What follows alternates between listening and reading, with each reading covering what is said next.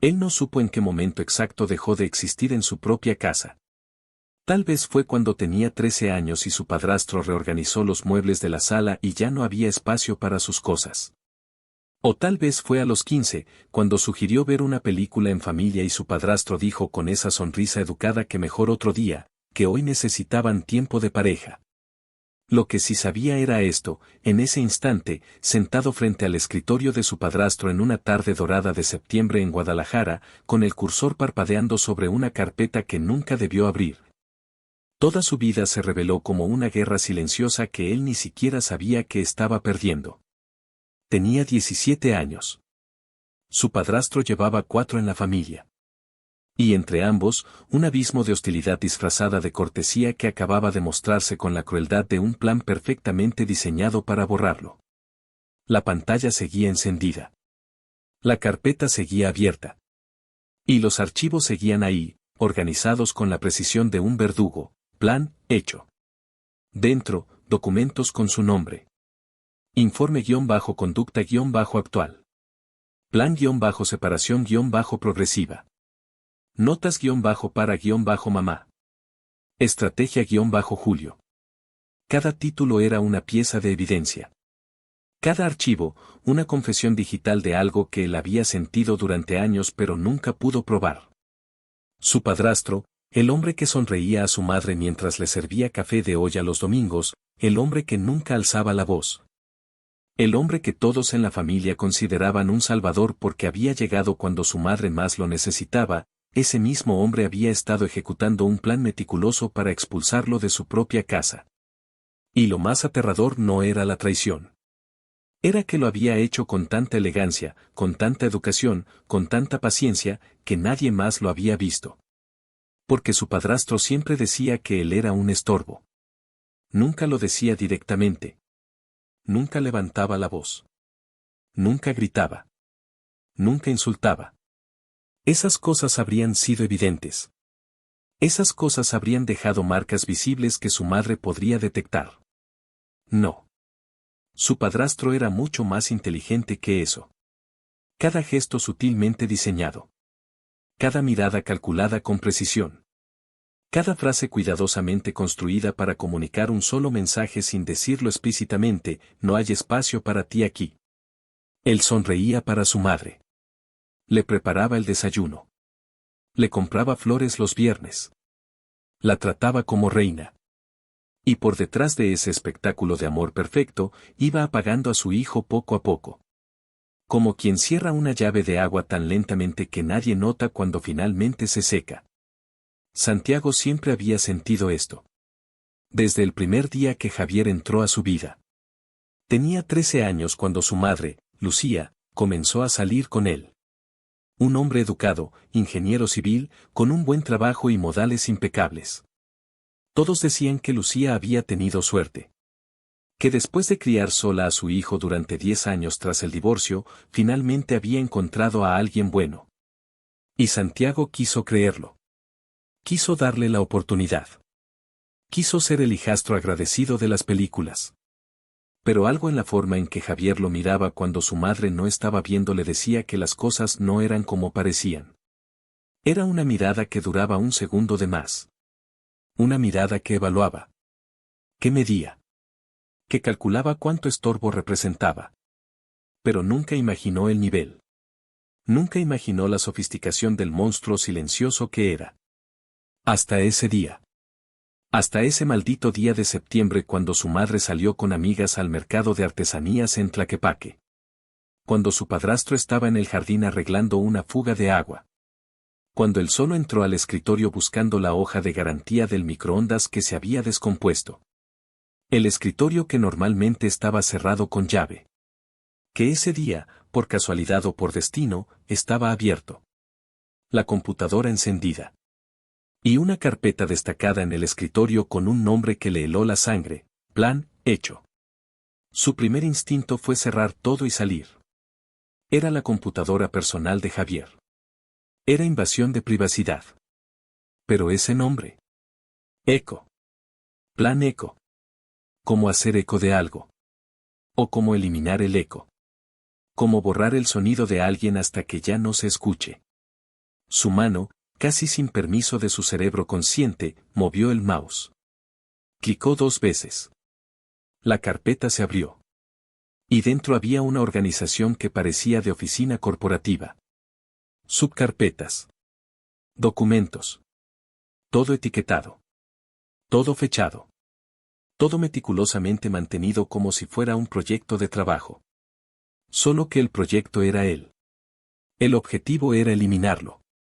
Abrió el primer archivo con manos que empezaban a temblar. Informe-conducta-actual. DocX. El documento se abrió revelando algo que parecía un informe psicológico profesional. Pero no lo era. Era Javier escribiendo sobre él como si fuera un caso de estudio. El joven muestra patrones de agresividad leve en situaciones de estrés familiar. Santiago sintió que el piso desaparecía bajo sus pies. Agresividad. Él nunca había sido agresivo. Era el que evitaba conflictos. El que se iba a su cuarto cuando las cosas se ponían tensas. El que tragaba sus emociones para no crear problemas. Siguió leyendo. No respeta límites establecidos en el hogar. ¿Qué límites? Los únicos límites que existían eran los que Javier había ido imponiendo gradualmente. No subir el volumen de la música. No invitar amigos sin avisar con 2 días de anticipación. No usar la sala después de las 9 de la noche. Su presencia genera tensión en el hogar, especialmente en momentos que deberían ser de intimidad familiar. Las palabras se clavaban como agujas. Intimidad familiar. Como si él no fuera parte de la familia. Como si su presencia fuera una intrusión en lugar de un derecho. El documento continuaba con recomendaciones: sugiero considerar que viva temporalmente con su padre biológico para reducir el estrés familiar y permitir que desarrolle mayor independencia. Su padre biológico vivía en Monterrey. A 600 kilómetros de distancia. Y aunque mantenían contacto ocasional, no habían tenido una relación cercana en años. Enviarle allá sería como desterrarlo. Y Javier lo sabía. Lo había calculado perfecto. Cerró ese archivo con el corazón martillando. Abrió el siguiente.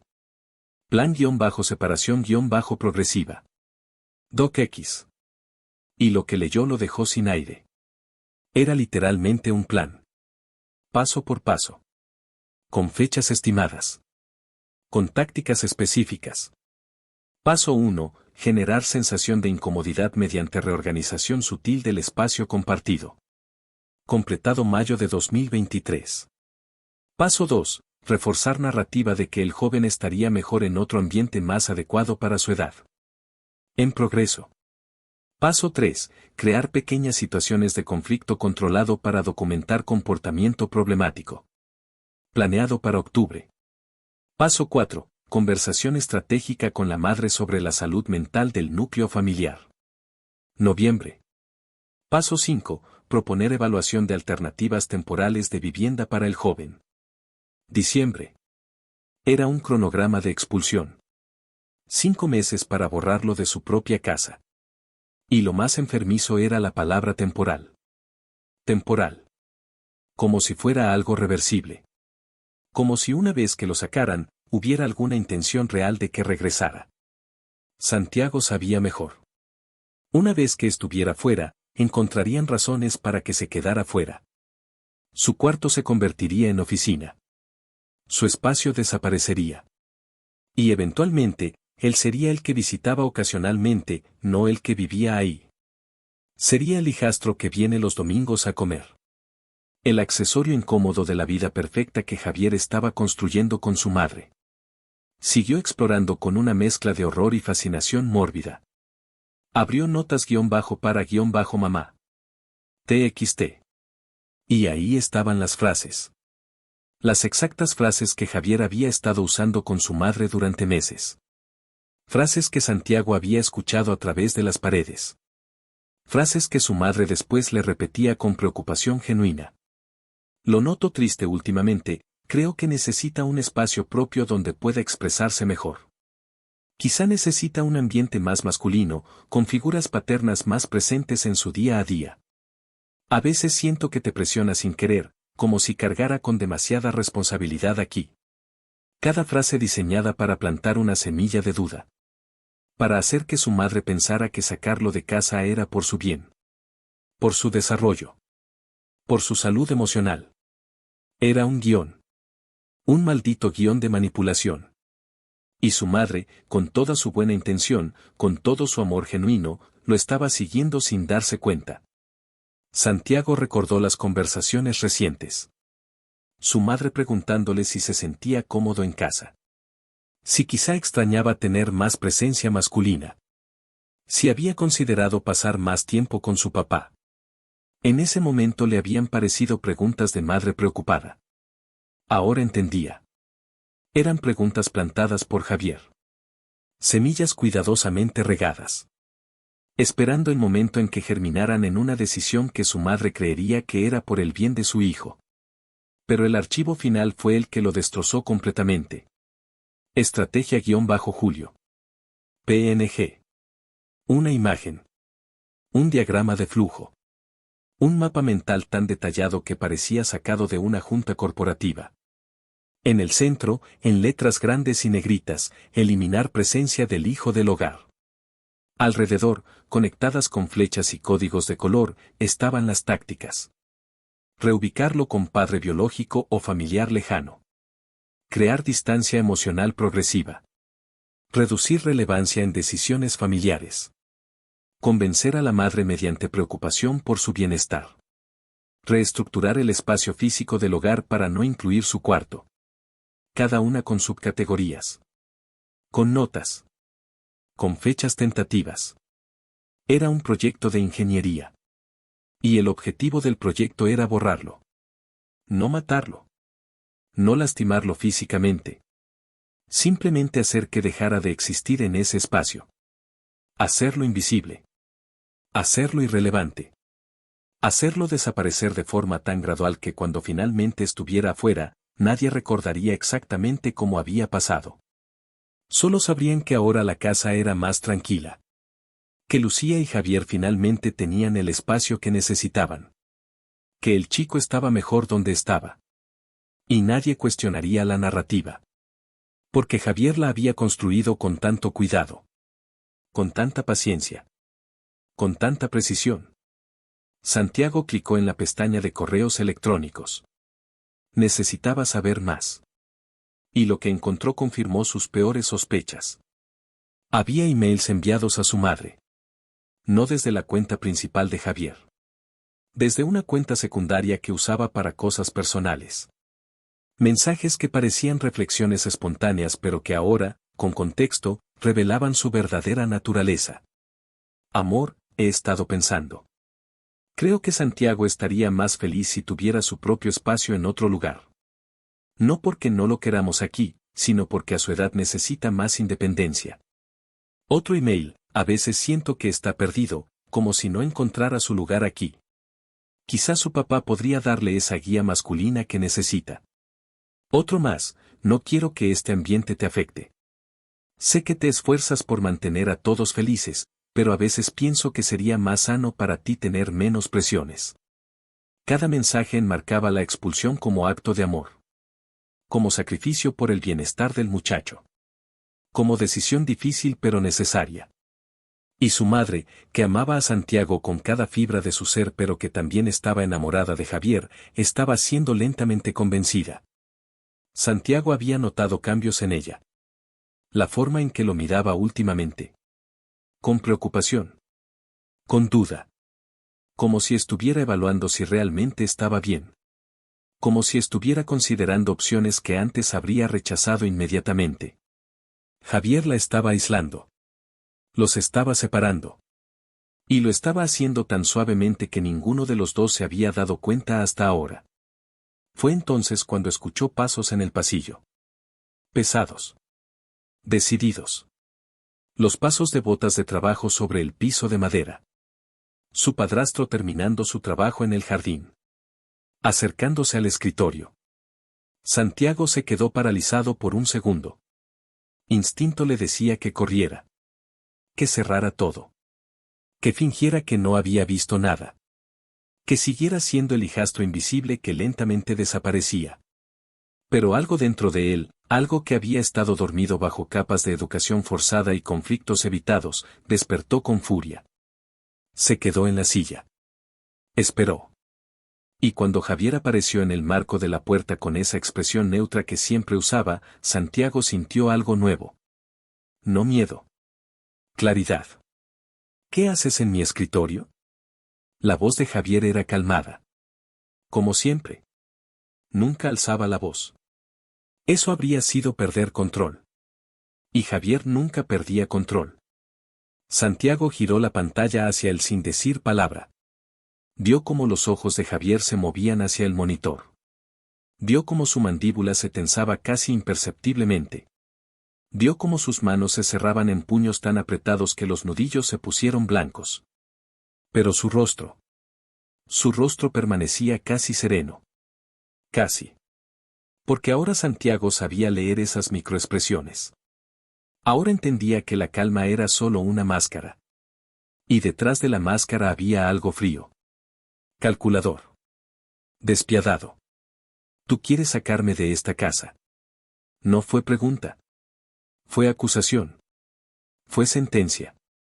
Y lo más importante, fue la primera vez en 4 años que Santiago hablaba su verdad sin suavizarla. Sin disculparse. Sin hacerse pequeño para no molestar. Javier no se chocó.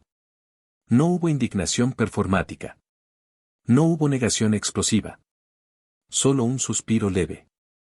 Como quien es interrumpido en medio de un trabajo importante. Este hogar necesita paz, dijo finalmente. Su voz aún calmada. Aún medida. Aún perfectamente controlada. Como si estuviera explicando algo evidente a alguien que no lo entendía. Paz. La voz de Santiago subió de volumen. Primera vez en años. Tú estás destruyendo a mi mamá. La estás manipulando. Me estás borrando. Javier cruzó los brazos. Gesto defensivo. Pero sus ojos permanecían fríos. Ella está mejor cuando tú no estás, dijo con una tranquilidad que era más violenta que cualquier grito. Cada vez que te vas con tu papá el fin de semana, ella respira. Cada vez que estás en tu cuarto y no en la sala, ella se relaja. Cada vez que no estás, este hogar funciona como debe funcionar. Santiago sintió que el pecho le ardía. Eres un enfermo. Un maldito enfermo. Javier suspiró. Como quien habla con un animal sin importancia. Como quien intenta razonar con alguien inferior. Yo soy lo que mantiene esta casa funcionando. Yo soy quien paga las cuentas que tu papá dejó de pagar hace años. Yo soy quien le da estabilidad a tu mamá. Yo soy quien construyó algo aquí. ¿Y tú? Tú eres un problema que debe resolverse. Las palabras salieron tan calmadas que eran aterradoras. No había emoción. No había rabia. Solo era un hecho. Santiago era un problema. Y los problemas se resuelven. Dio un paso hacia Santiago. Luego otro. Luego otro. Cada paso medido. Cada movimiento deliberado. Como depredador acorralando presa. Pero antes de que pudiera llegar, antes de que pudiera hacer o decir lo que fuera que planeaba, 3 golpes brutales sacudieron la puerta principal. No era el timbre. Eran golpes. Golpes de autoridad. Golpes que no esperan respuesta amable. Javier se congeló. Santiago vio el primer destello real de emoción en su rostro. Confusión. Y algo más. Algo parecido a miedo. Los golpes se repitieron. Más fuertes. Más insistentes. Desde la sala, la voz de su madre que acababa de llegar. ¿Quién es? ¿Qué quieren? Un silencio pesado. Y entonces una voz masculina atravesó las paredes de la casa. Una voz que no admitía negociación. Abran la puerta. Venimos de la Fiscalía Especializada en Violencia Psicológica y Delitos contra Menores. Tenemos pruebas documentadas de manipulación psicológica sistemática, intento de expulsión forzada y generación premeditada de ambiente hostil contra un menor de edad. Necesitamos hablar con el joven Santiago Mendoza y con el señor Javier Ruiz, directamente implicado en los archivos digitales que nos fueron enviados. El color abandonó el rostro de Javier. Por primera vez en 4 años, Santiago lo vio sin máscara. Sin control. Sin esa calma ensayada. Solo un hombre que acababa de ser expuesto. Un hombre que había construido un plan perfecto solo para ver cómo se desmoronaba. Santiago se puso de pie. Tomó el mouse. Con unos clics, abrió todas las carpetas. Todos los archivos. Todo el plan desplegado en pantalla múltiple. Evidencia digital indiscutible. Javier intentó moverse hacia la computadora. Intentó cerrar algo. Intentó controlar la situación como había controlado todo durante 4 años. Pero era demasiado tarde. Santiago pasó junto a él. Podía sentir el calor del cuerpo de Javier. Podía oler su colonia cara. Podía sentir la tensión radiando de él. Pero ya no le tenía miedo. Ya no era el estorbo silencioso. Era alguien con pruebas. Con verdad. Con voz. Bajó las escaleras con el corazón latiendo tan fuerte que sentía el pulso en las sienes. Su madre estaba en el recibidor, paralizada, con bolsas del mercado aún en las manos. Había confusión en su rostro. Miedo. No entendía qué estaba pasando. Santiago le dirigió una mirada que intentaba comunicar todo. Perdón por lo que estás a punto de descubrir. Dolor por lo que te hicieron. Amor a pesar de todo. Abrió la puerta. Del otro lado había 3 personas. 2 agentes y una mujer que parecía ser trabajadora social. Todos con expresiones profesionales pero con algo de compasión en los ojos. Joven Mendoza, habló la trabajadora social. Recibimos una denuncia anónima hace una semana. Alguien envió capturas de pantalla de estos archivos junto con un reporte detallado. Hemos estado investigando. Y lo que encontramos es suficiente para iniciar un proceso por violencia psicológica sistemática y abuso emocional premeditado. Santiago asintió, incapaz de hablar. El agente masculino dio un paso adelante. Alguien intentó borrar tu existencia en tu propia casa. Intentó manipular a tu madre para expulsarte. Documentó cada paso como si fueras un proyecto que terminar. Eso no es familia. Eso es abuso. Y hoy eso termina. Detrás de Santiago, en lo alto de las escaleras, Javier apareció. Ya no era el hombre seguro. Ya no era el ingeniero exitoso con todo bajo control. Era alguien expuesto. Descubierto. Atrapado en su propia elaboración. Los agentes lo miraron con esa mezcla de profesionalismo y disgusto que reservan para casos particularmente perturbadores. Señor Ruiz, necesitamos que nos acompañe. Tenemos algunas preguntas sobre los archivos digitales encontrados en su computadora personal. Y necesitamos que el joven y su madre vengan también para hacer declaraciones formales. Esto es un asunto serio. La manipulación psicológica de menores es un delito grave. Javier intentó una vez más retomar control. Oficiales, creo que hay un malentendido. Yo solo estaba tratando de buscar lo mejor para el muchacho. A veces las familias reconstituidas requieren ajustes y... La trabajadora social lo interrumpió con firmeza. Señor Ruiz, documentar un plan de 5 meses para expulsar a un menor de su hogar mediante manipulación psicológica no son ajustes familiares. Es abuso sistemático. Y tendrá que responder por ello. Puede hacerlo aquí de forma voluntaria o podemos obtener una orden. Su elección. El silencio que siguió fue absoluto. Solo se escuchaba el zumbido distante de un ventilador y el canto de algún pájaro afuera. La vida normal continuaba. Pero dentro de esa casa, todo había cambiado para siempre. La madre de Santiago finalmente reaccionó. Soltó las bolsas. El sonido de verduras y pan cayendo al piso. ¿Qué está pasando? Su voz quebrada. Mirando a Javier. Buscando explicación. Buscando que le dijera que todo era un error. Que había una explicación razonable. Pero Javier no dijo nada. Y ese silencio fue más revelador que cualquier confesión. Santiago se volteó hacia su madre. Mamá, necesitas ver algo. Él ha estado planeando sacarme de la casa. Durante meses. Tiene archivos. Planes. Estrategias. Todo documentado. Te ha estado manipulando para que pienses que es por mi bien. Pero no es por mi bien. Es porque le estorbo. Porque quiere tenerte solo para él. Su madre miró a Javier. Esperando negación. Esperando furia indignada. Esperando algo que indicara que era mentira. Pero Javier solo bajó la mirada. Y en ese gesto, ella supo.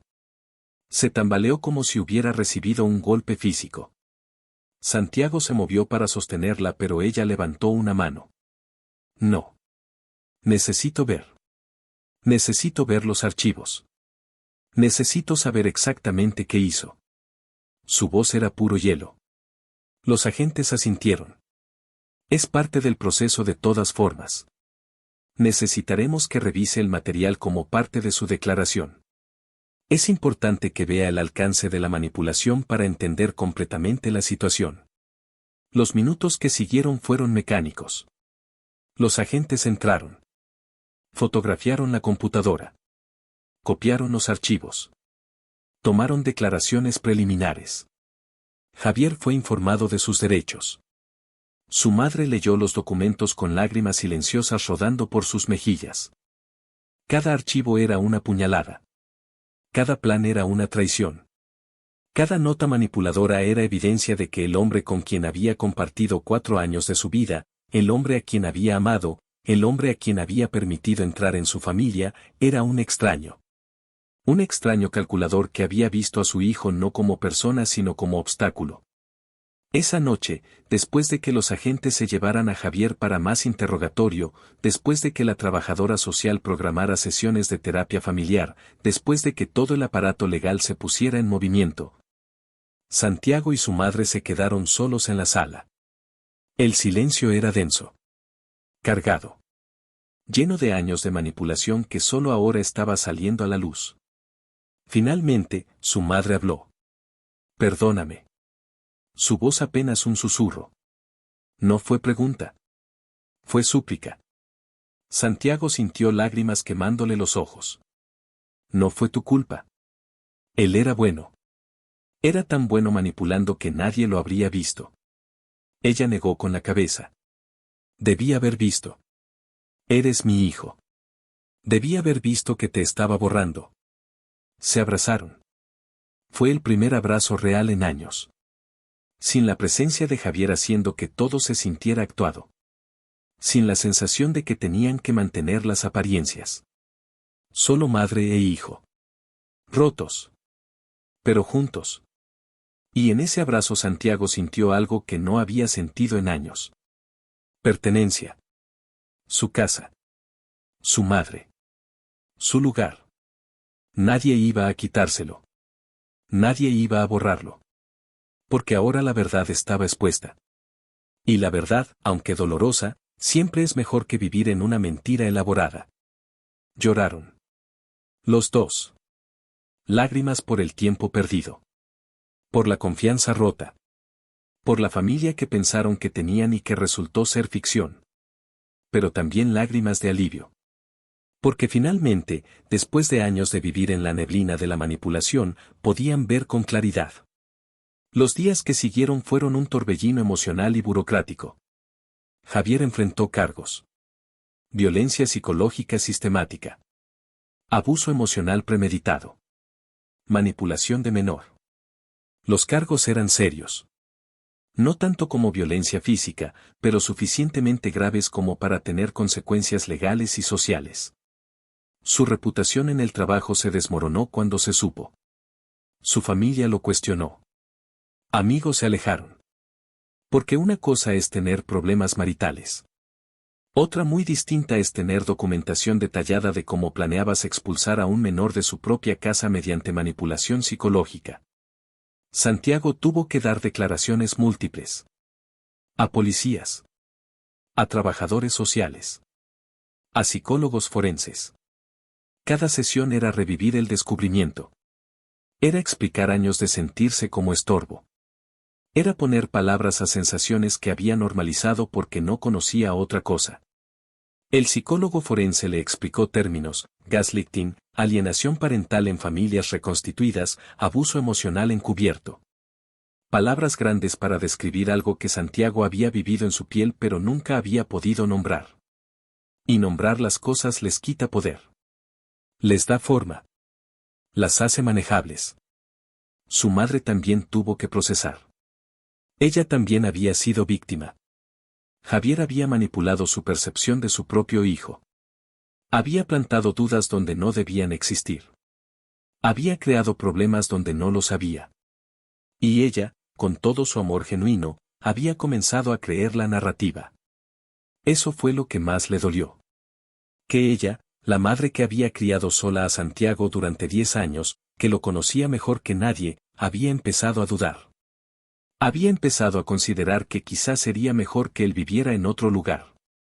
Y aunque nunca llegó a decidirlo, el hecho de que lo considerara la llenaba de culpa. Pero Santiago no la culpaba. Porque ahora entendía el nivel de sofisticación de Javier. No era un hombre violento. Era peor. Era un manipulador maestro. Alguien que entendía psicología lo suficiente como para usarla como arma. Alguien que sabía exactamente qué botones presionar. Qué palabras usar. Qué silencios mantener. Había convertido la manipulación en ciencia. Y su madre, como cualquier persona normal, no había estado preparada para defenderse contra eso. Nadie lo está. Porque la defensa requiere reconocer el ataque. Y Javier había hecho el ataque invisible. 3 meses después del incidente, hubo una audiencia. Javier, asesorado por su abogado, intentó minimizar. Dijo que solo estaba explorando opciones. Que el muchacho parecía infeliz. Que él solo quería ayudar. Que los documentos eran notas privadas de alguien tratando de entender una situación familiar compleja. Pero cuando la fiscal presentó el diagrama de flujo con eliminar presencia del hijo del hogar en el centro, cuando leyó en voz alta los emails manipuladores, cuando mostró el cronograma de 5 meses con pasos específicos, la narrativa de Javier se desmoronó. No había forma de hacer que eso sonara a preocupación genuina. Era un proyecto. Con objetivos claros. Y el objetivo era borrar a un niño de su propia casa. El juez fue directo. Lo que usted hizo, señor Ruiz, va más allá de conflictos familiares normales. Documentó un plan sistemático para expulsar a un menor de su hogar legítimo mediante manipulación psicológica de su madre. Creó un ambiente hostil de forma premeditada. Esto constituye abuso emocional grave. Javier fue sentenciado a terapia obligatoria, trabajo comunitario, una multa considerable y una orden de alejamiento. No podía acercarse a Santiago ni a Lucía por 2 años. Perdió su posición en la familia. Perdió su hogar. Perdió todo lo que había construido allí. Y lo irónico era que al final, él fue el eliminado. El expulsado. El borrado. Pero ganar legalmente no significa sanar emocionalmente. Santiago comenzó terapia. No porque estuviera roto, sino porque 4 años de vivir sintiéndote como estorbo dejan marcas. Dejan dudas. Te hacen cuestionar tu propio valor. Te hacen preguntar si realmente mereces ocupar espacio. El terapeuta le explicó que el daño de este tipo de abuso es insidioso. No deja moretones. Pero deja cicatrices en el alma. Y esas cicatrices toman tiempo en sanar. Santiago tuvo que reaprender que su presencia no era problema. Que ocupar espacio en su propia casa no era algo por lo que disculparse. Que sus opiniones importaban. Que no tenía que hacerse pequeño para que otros se sintieran grandes. Su relación con su madre también necesitó trabajo. Había resentimiento. No hacia ella como persona, sino hacia el hecho de que ella había permitido, aunque sin saberlo, que esto sucediera. Que había empezado a creer las mentiras. Que había considerado enviarlo lejos. Y aunque intelectualmente Santiago entendía que ella también fue víctima, emocionalmente dolía. Fueron a terapia juntos. Aprendieron a hablar honestamente. Su madre se disculpó. No con palabras vacías. sino con acciones. Reorganizó la casa para hacerla sentir de ambos nuevamente. Quitó todas las cosas de Javier. Pintó paredes. Cambió muebles. Simbolismo importante. Estaban reconstruyendo su hogar. Libre de la presencia tóxica que lo había contaminado. Con el tiempo, surgieron más revelaciones. Hablaron con vecinos. Con familia. Y muchos admitieron que habían notado cosas extrañas. La forma en que Javier sutilmente excluía a Santiago de conversaciones. Cómo reorganizaba actividades familiares en horarios cuando Santiago no podía asistir. Cómo mencionaba casualmente lo maduro que sería si Santiago tuviera su propio departamento. Pero todos habían asumido que eran comentarios inocentes. Nadie imaginó que era parte de un plan calculado. Y esa fue la genialidad malvada de Javier. Todo era tan sutil. Tan deniable. Que incluso cuando la gente lo notaba, lo descartaban como coincidencia o como su imaginación. Un año después del descubrimiento, Santiago estaba mejor. No curado. Porque estas cosas no se curan completamente. Pero mejor. Más fuerte. Con límites más claros. Con voz más firme. Había aprendido a identificar manipulación. No solo de Javier. Sino de cualquier persona. Se había vuelto estudiante de comportamiento humano. De lenguaje corporal. De inconsistencias entre palabras y acciones. No desde paranoia. Sino desde protección informada. Sabía ahora que el abuso no siempre viene con gritos. A veces viene con sonrisas. Con educación. Con palabras suaves que ocultan intenciones oscuras. Su madre floreció también. Libre del control sutil de Javier, redescubrió partes de sí misma que había olvidado. Su risa volvió.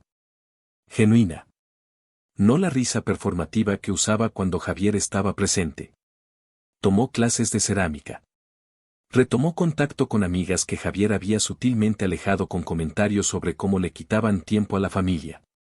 Se dio cuenta de cuánto había cedido. Cuánto había cambiado para mantener la paz. Cuánto de sí misma había sacrificado en nombre del amor. Y prometió nunca más hacer eso. Ni por nadie.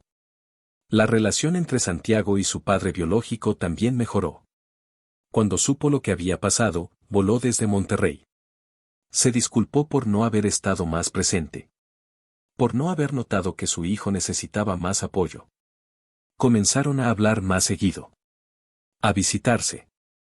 No reemplazaron los años perdidos. Pero construyeron algo nuevo. Algo más honesto.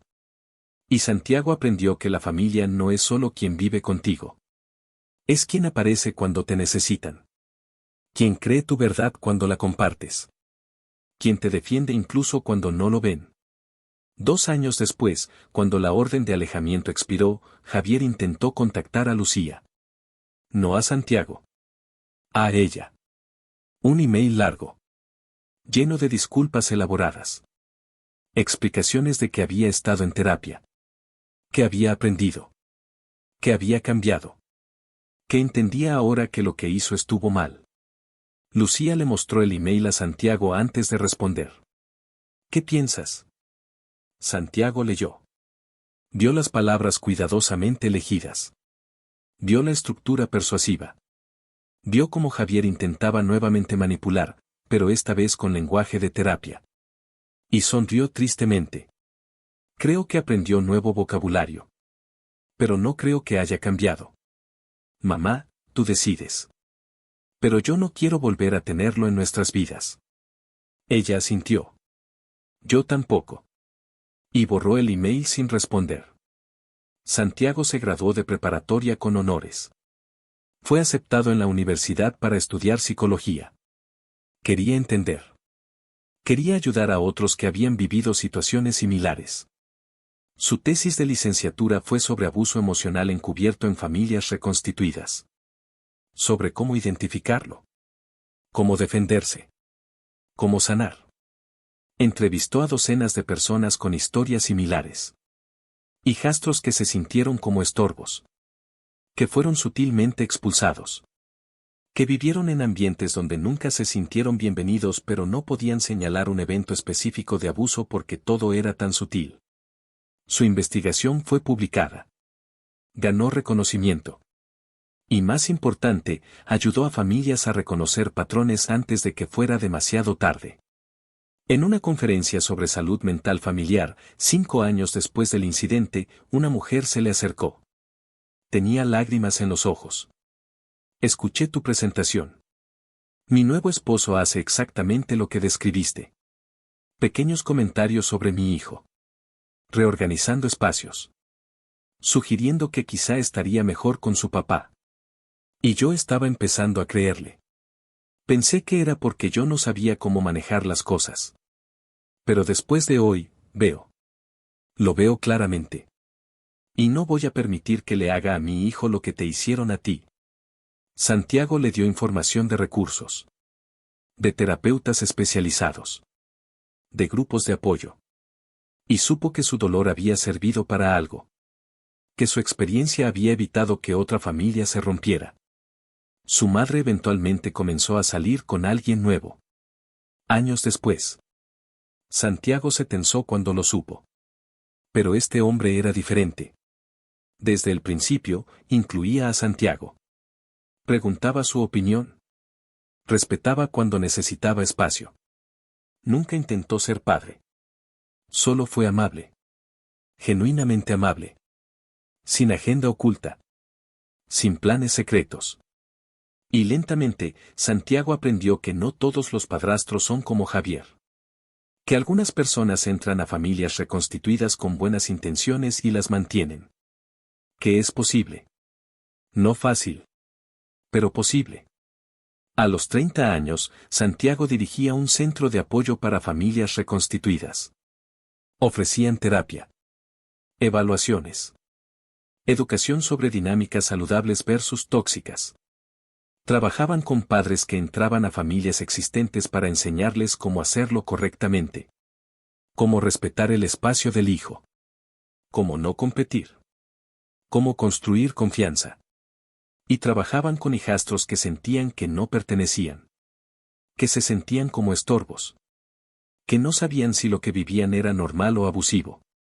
Les daban palabras para sus experiencias. Les daban validación. Les daban salidas. Nunca volvió a ver a Javier. Pero escuchó de él ocasionalmente. Se había casado nuevamente. Con alguien sin hijos. Y según los rumores, ese matrimonio funcionaba bien. Porque no había obstáculos. No había hijastros que eliminar. No había necesidad de planes elaborados. Solo eran 2 personas. Y eso era lo que Javier realmente había querido desde el principio. No una familia. Una pareja. Sin complicaciones.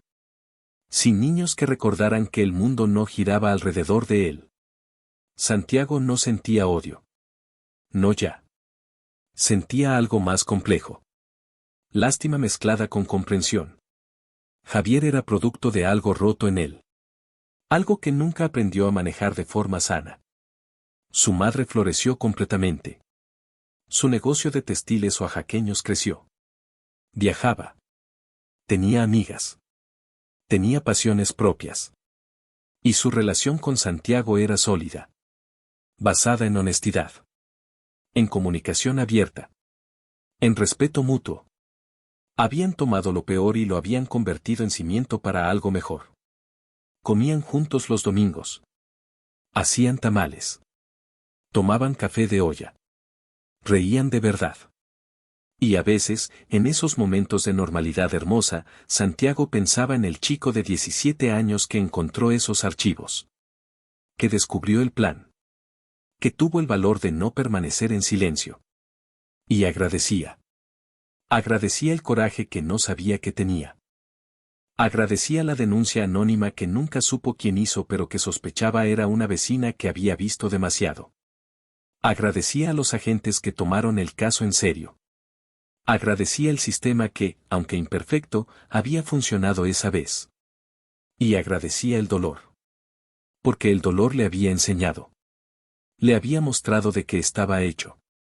Le había dado propósito. No habría elegido vivirlo. Pero habiéndolo vivido, eligió usarlo para bien. Esta es la historia de un joven que fue tratado como estorbo en su propia casa. Que descubrió un plan elaborado para borrarlo de su existencia familiar. Que enfrentó a su abusador con evidencia irrefutable. Que sanó a pesar del daño. Y que dedicó su vida a asegurarse de que otros hijastros supieran que no son estorbos. Que merecen amor. Que merecen espacio. Que merecen ser vistos. No es historia con final perfecto de película. Pero es historia con final real. Y lo real, con todas sus imperfecciones, siempre es más valioso que la fantasía. Si estás escuchando esto y reconoces partes de tu vida, si te sientes como estorbo en tu propia familia, si hay un padrastro o madrastra que sutilmente te hace sentir que no perteneces, quiero que sepas algo crucial. No eres el problema. Tu presencia no es estorbo. Ocupar espacio en tu hogar es tu derecho. Y si alguien te hace sentir diferente, mediante gritos o mediante silencios calculados, mediante golpes o mediante manipulación sutil, es abuso. Y mereces mejor. Mereces ser defendido. Mereces ser visto. Mereces ser amado sin condiciones. Sin planes ocultos. Sin agendas secretas. No será fácil hablar. Especialmente si el abuso es sutil como fue con Santiago. Porque la gente querrá minimizar. Dirán que estás exagerando. Que solo son conflictos normales de familia reconstituida. Que debes ser más flexible. Pero tú sabes. Tu cuerpo sabe. Tu intuición sabe cuando algo está mal. Confía en eso. Busca adultos seguros. Maestros. Terapeutas. Familia extendida. Alguien que te escuche sin juzgar. Y si puedes, busca evidencia. Como Santiago encontró. Porque la verdad, cuando está documentada, es más difícil de negar. Y si eres padre o madre con nueva pareja, si estás construyendo familia reconstituida, por favor escucha, tu trabajo es proteger a tus hijos. Siempre. Incluso de la persona que amas. Especialmente de la persona que amas si esa persona está siendo dañina. El amor por tu pareja no debe ser más fuerte que el amor por tus hijos. Nunca. Y si tu pareja está haciendo que tu hijo se sienta como estorbo, mediante acciones grandes o pequeñas, elige a tu hijo. Elige protegerlo. Porque los hijos no eligieron estar ahí. No eligieron la familia reconstituida. Pero están ahí. Y merecen sentirse seguros. Bienvenidos. Amados. Sin calificaciones. La historia de Santiago nos enseña que el abuso no siempre es obvio. Que los monstruos no siempre gritan. A veces sonríen. A veces usan educación como arma. A veces documentan sus planes con precisión de ingeniero. Pero sin importar cuán elaborado sea el disfraz, el abuso sigue siendo abuso. Y merece ser nombrado. Enfrentado. Detenido. Santiago tuvo suerte. Encontró evidencia. Tuvo adultos que le creyeron. Tuvo un sistema que funcionó. No todos tienen eso. Pero todos merecen eso. Así que te invito, si esta historia resonó contigo, a que te suscribas a Historias para Distraerte. Cada día compartimos historias reales de personas que enfrentaron situaciones imposibles y encontraron formas de sobrevivir y sanar. Porque todos necesitamos saber que no estamos solos. Que otros han caminado estos caminos difíciles. Que es posible salir. Que es posible sanar. Que es posible construir algo mejor sobre las ruinas de lo que fue roto. Nos vemos en la próxima historia. Y recuerda, tú no eres un estorbo. Nunca lo fuiste. Solo estabas en presencia de alguien que no sabía cómo amarte correctamente. Pero eso habla de ellos, no de ti. Tu existencia tiene valor. Tu presencia importa. Y mereces ocupar espacio sin disculparte por ello.